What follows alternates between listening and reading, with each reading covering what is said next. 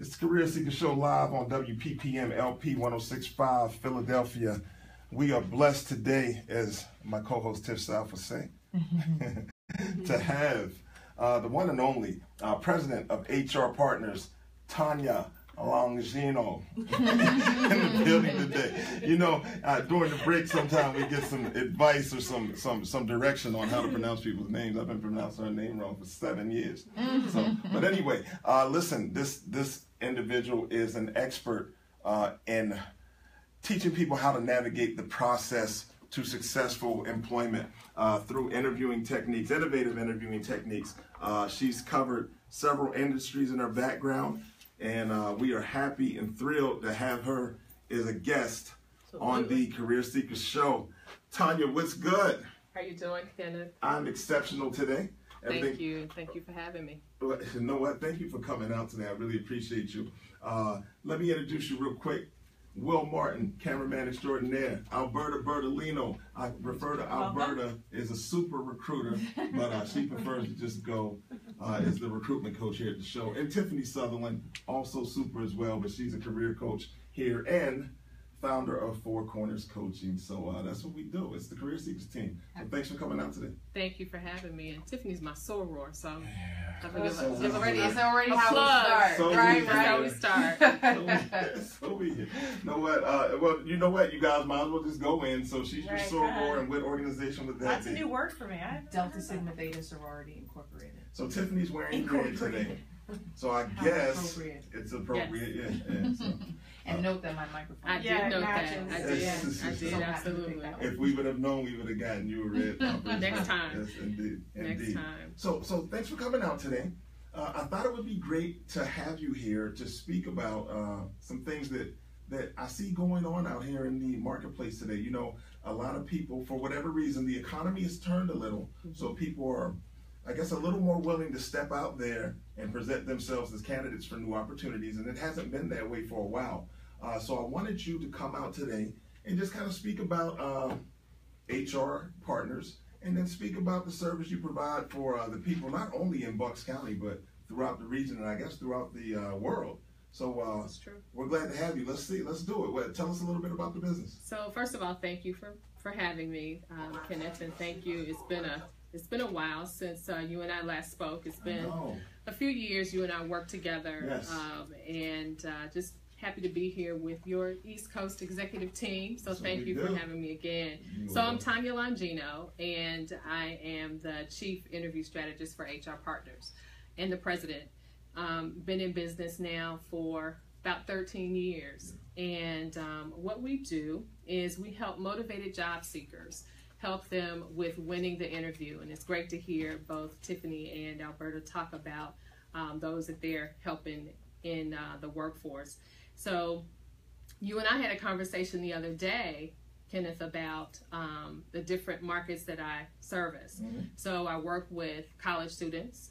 I work with those who they're currently working, but they're looking to advance their careers, and they haven't interviewed in a while. They've been almost, tapped on the shoulder for opportunities, and they've been promoted year after year. And I also work with those who are re-entering the workplace. They have either been downsized or they are looking for new opportunities and have not had the opportunity to interview. I've been in a job for 20 years and I've not been interviewing. And all of us know that the interview market has changed. The way to do that has changed. The process is very different than, I won't age myself, but it's very, very different from when I first started interviewing. So HR Partners, we developed an interview strategy, a competitive interview strategy to help our clients be able to win.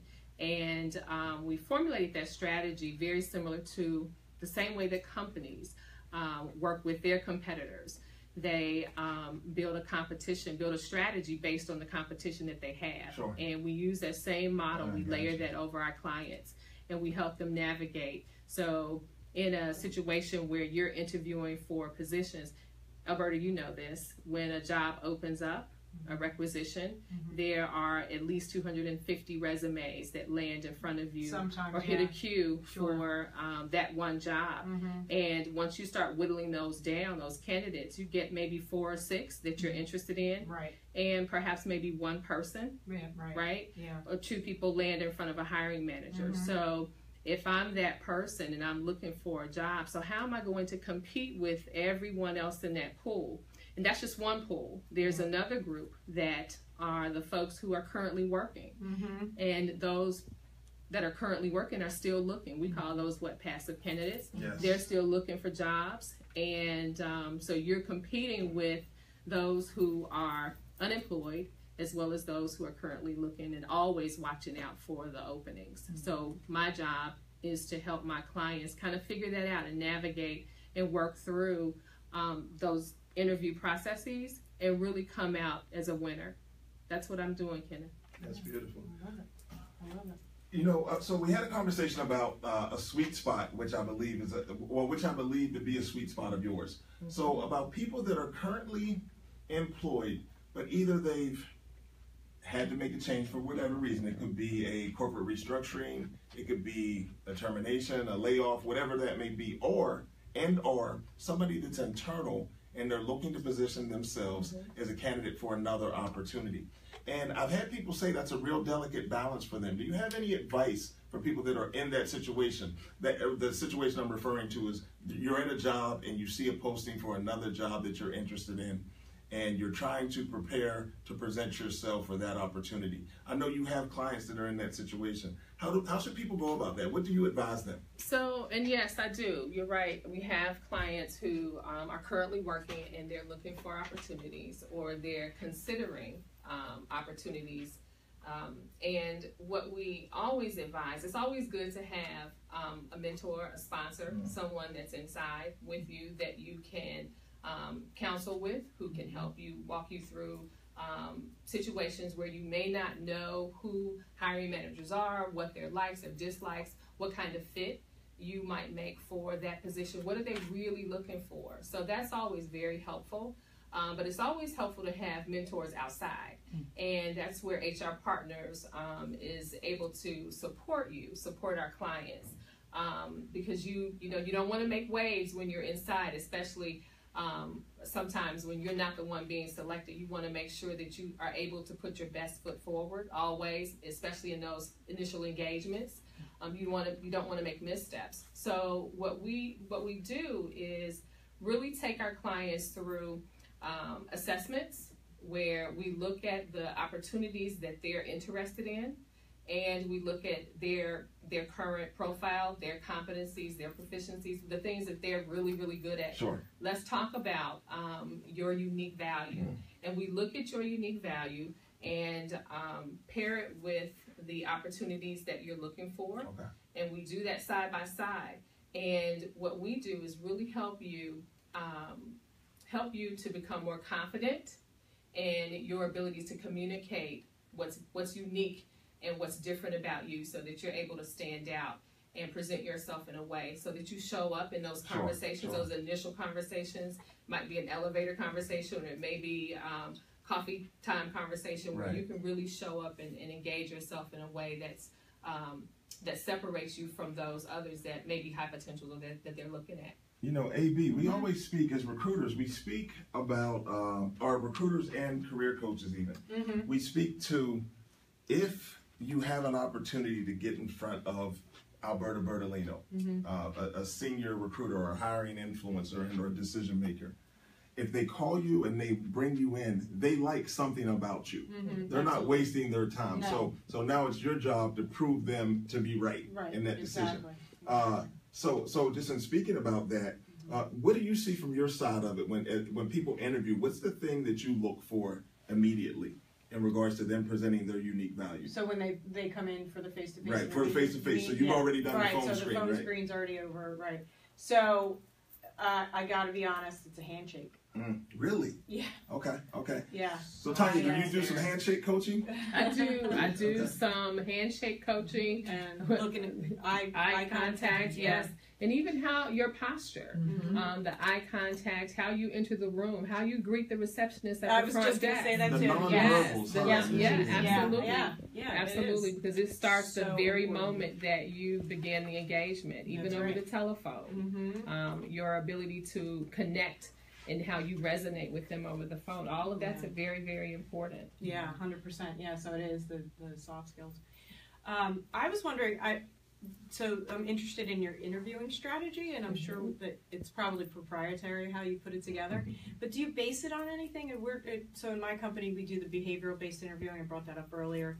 Do you sort of base it on that, or just a lot of what you've seen? It's in the market?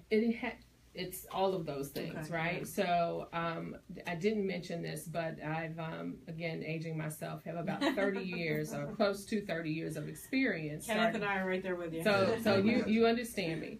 And having some insight and having worked on being the hiring manager as well as a talent manager. So I have opportunity where I understand what hiring managers are looking for. Yeah. As a recruiter, I know what we should be highlighting in front of our hiring managers. So I do a lot of the behavioral style interviewing. Okay.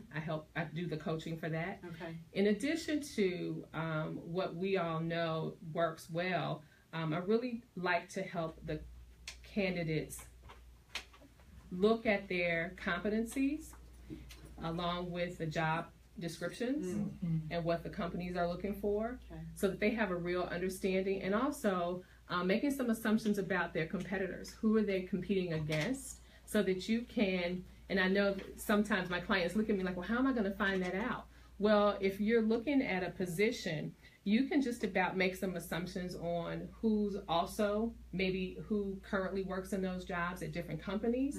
So that's the research, and I think a lot of times our candidates underestimate the interview. Right. They spend a lot of time preparing their resume, sending out a lot of applications or resumes to job boards, and really exhausting their network of friends and those who they like to get to make referrals to them. They spend a lot of energy doing that, but they don't spend as much energy working on preparing themselves for the interview. Right. So that's the research. Multi-step process. A very important piece. Right. That's where the difference gets made. Right. That's where the difference is. Your resume can look as pretty as it wants to look, and as formatted appropriately and picked up by the applicant tracking software. But if you don't prepare for game day, which is essentially that's the quiz, right? I mean, you have to practice how you play, right? So you show up. So it sounds like you help them get ready for game day. I help them get ready for game day. I have 3 children, and one of them is a basketball. Well, that's not true. Both boys are basketball players. So my husband always tells them about the muscle memory. So it's the same thing that we work on with our clients is your muscle memory. Not just the common questions that we all practice. They are very important, but it's also those questions, because you're answering those behavioral-based interview questions and really taking a look at your past experiences and being able to refer to them very quickly, and also anticipate questions that you might be asked. That's very important. And those are some of the underestimations, I think, that a lot of our candidates walk in the door with. They think, I'm prepared. I've stayed up all night, and I've, memorize those answers to the questions that I know that I'm going to be asked. But it's the ones that what we're trying to do is really separate you so that you are seen as different, because you have 250 other people who are interested in the same job, and you're competing with a number of them. So how do I separate myself? What am I going to do different? So what's an example of a question that you, outside of the kind of traditional behavioral questions or the ones that we can all expect, that you might say you should anticipate this? It's not going to come up on any article online about interview questions you need to prepare for. What is an example of one of those questions that you should always or be prepared to answer, even if it doesn't come up in your general research, or you don't imagine that it might get asked? So that's a good question.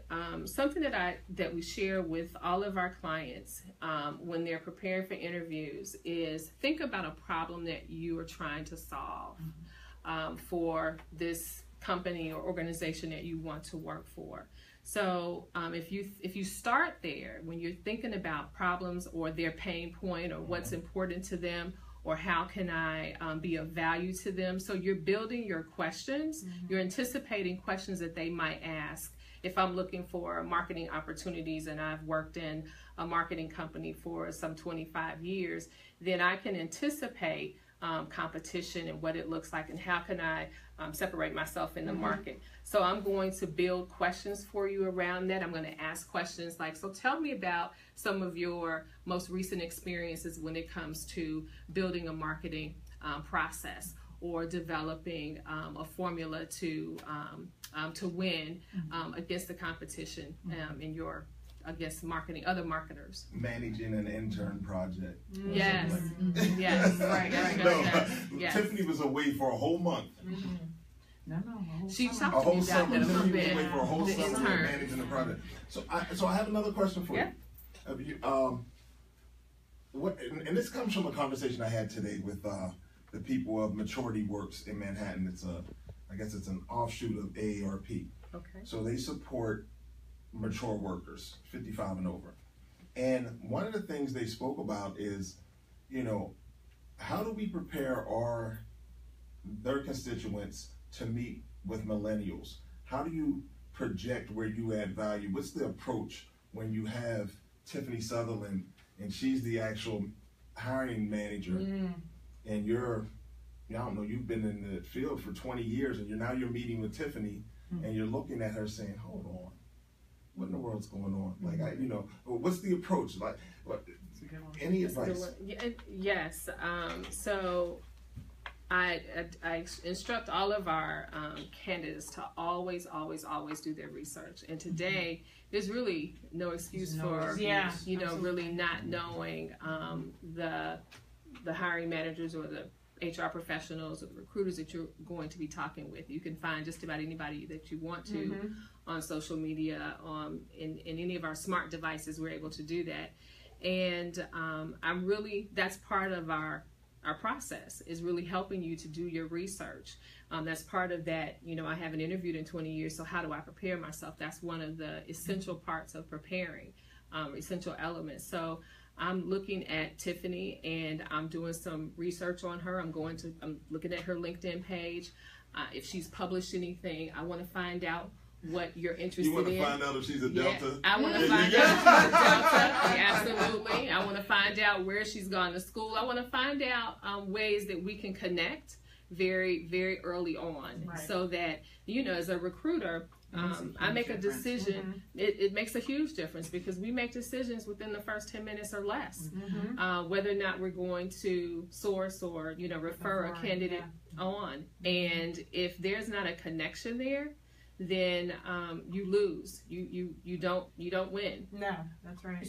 Actually, along those lines, when have you seen, or what's an example of doing your research, but sharing something that maybe you shouldn't have talked about finding in your research? Because that's another thing, that you can have done research so well that you cross a line to inappropriate, because even though it's publicly available, is it appropriate for you to talk about in an interview setting?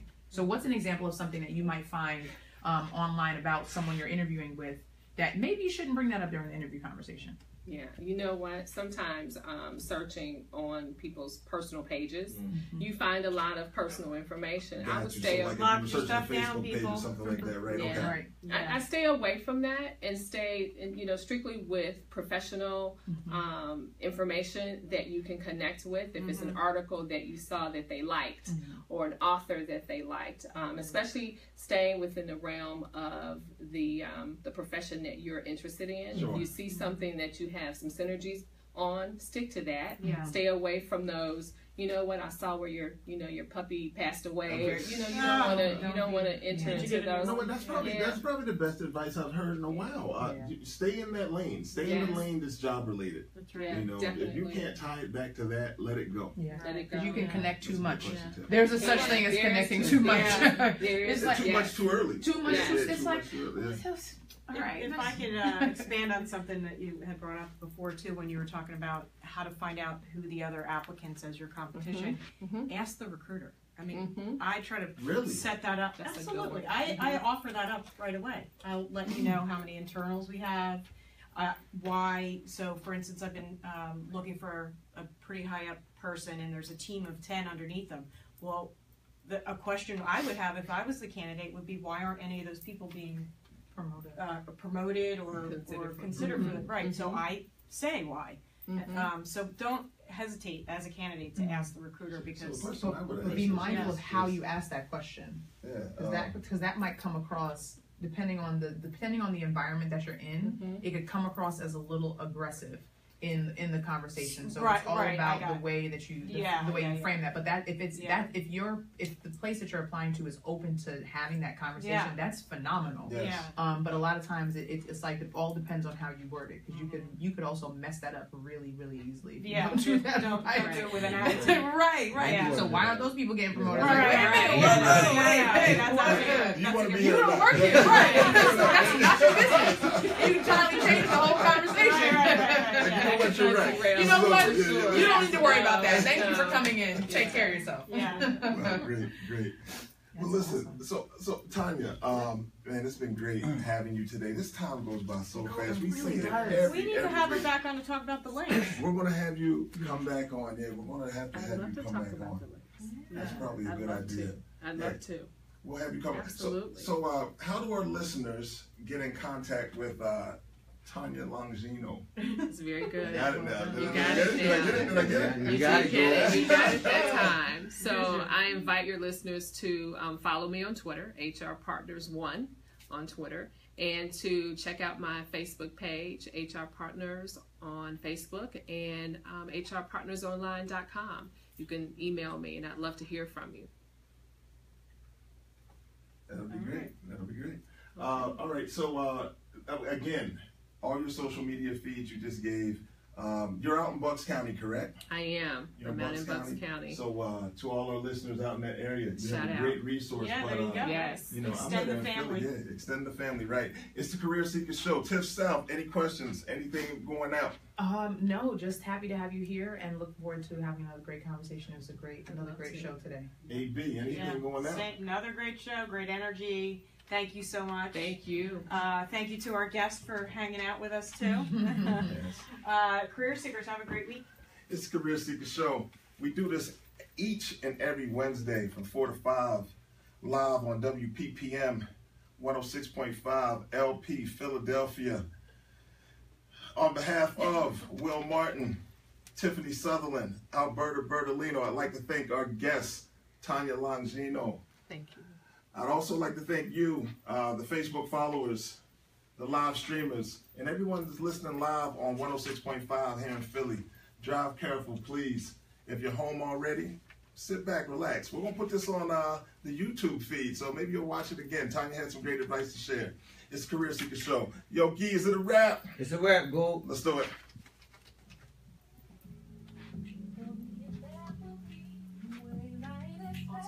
Keep it going. What's the matter? You were good. Oh my gosh, no, and at the end. Am I still live? Yeah. That was great. Thank you. That was great. Thank you. It went by so fast, though. I was like, I kept looking at the clock like, man, how long? I was sad when I saw it was 4:55. I was like, oh man. I know we can just start here at the least. It takes a minute to warm up. But thank you. You all were great. I gotta ask, You were great. why are Yes. you not on LinkedIn? I am on LinkedIn. Oh, you didn't call it out. T-A-Y. Yeah. Well, But you can share with those on Facebook now if you like. Yes, Tayna Longino. Okay. So you know what? The spelling of my first name is Tayna. That's why I Longino. can find it. Longino. Okay. Gotcha. Oh, okay. Gotcha. And so WPPM the LP links Philadelphia. are there, and I see there's branches.